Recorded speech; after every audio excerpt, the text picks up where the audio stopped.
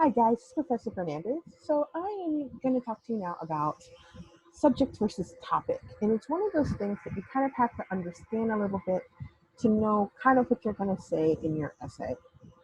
So a couple weeks ago, I probably asked you to start researching the subjects that are on the list for your research paper. And that's really for you to get acquainted to what you really want to talk about. So it was very just an opportunity to research a topic just to see what's out there. So now we're going to take it the next step, which is really trying to hone in on the topic that you really want to work on. So let me do, of course, a screen share.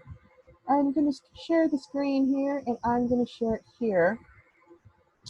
And we're going to look at this wonderful assignment sheet already. So you're probably overwhelmed saying, I have a compare and contrast essay to do. Oh my God. Yes, you do. However, remember that in week 3, each one of the activities took you to one thing that you had to do for your actual essay, which means that by the end of that week, you have a actual draft of it, right? So you don't have to think about doing that whole thing this week. That's the whole purpose, right? So you do all that and then you work on it little by little. This week, as far as what you need to do for your research paper, is to think about topic versus subject. So we have all this, and this right here, this part right here, where it tells you what a what a proposal essay is a little foreign to you right now, but I guarantee you in week 5, you will know what this all means. What I want you to concentrate right now is on these topics. So you have mental health, inequality or race in America, crime, higher education, homelessness, gentrification, and immigrant rights. These are all subjects, which means it's a galaxy, right? And what you have to gather from this galaxy is to find a topic within that subject. So within the galaxy, you've got to find a planet or a star or a moon that you really want to concentrate on, right? So I think a popular topic is mental health. So I'll go ahead and talk about mental health for that. So I'm going to stop sharing the screen and bring up a Word document, right? And so in this Word document, we have, it's blank. So we're going to talk about mental health. And what you probably have seen with mental health, a lot of smaller topics within mental health, right? Especially if you use Credo. And we'll probably jump into Credo here in a little bit. So let's say you haven't jumped into Credo and you're thinking about mental health, and maybe you're talking about mental health for college students. A lot of you are probably fresh out of high school or still in high school, so you're probably talking about high school mental health. Maybe you're talking about mental health among the elderly.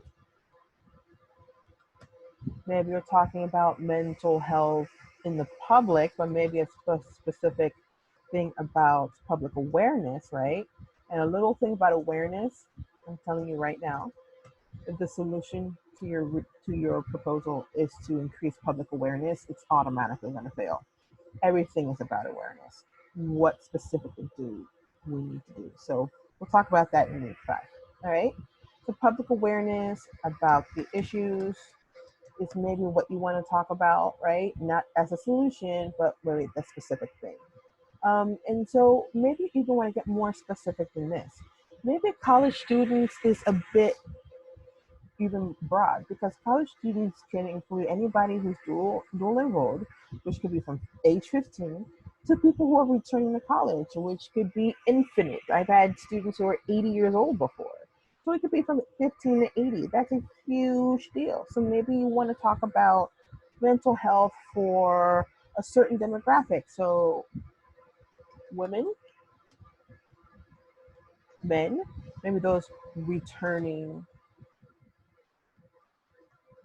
to school or returning from military service. See how we like are, see how we're kind of really just delving down, kind of drilling into that wonderful topic. It's a huge broad topic. There's lots to talk about here, which is why I made, sorry, subject. That's why I chose the subject, because they're nice and they're broad and can choose a lot of topics under them. So I'm going to stop sharing here. And what I want to do is I'm going to stop share again because that's what I do. I share information. And I'm going to go to Firefox here. And what I want to do in Firefox is that I want to go to our library.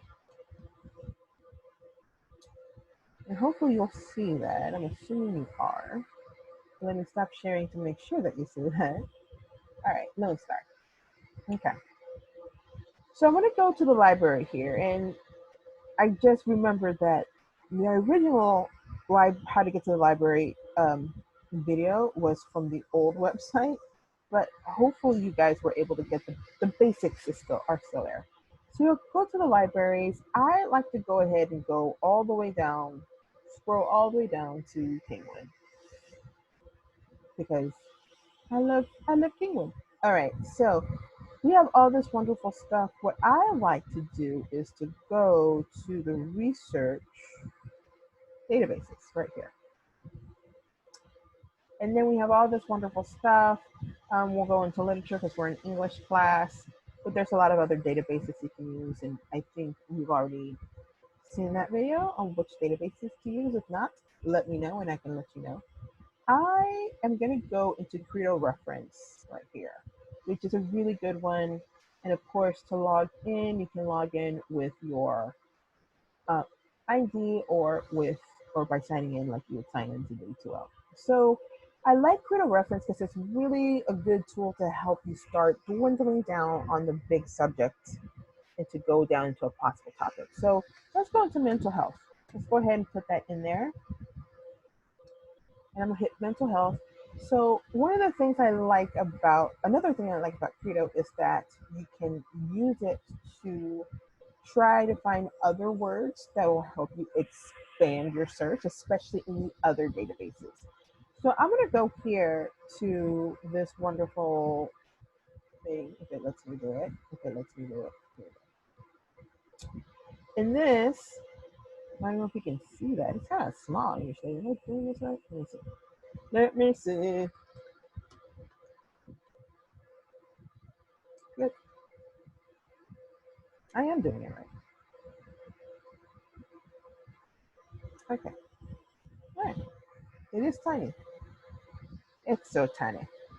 Okay, so I don't know if you can see, but under mental health, you have all these things. You've got schizophrenia, healthcare, psychology, psychiatry, family therapy, mental disorder, abnormal psychology, clinical psychology, psychiatric hospital, mental health professionals.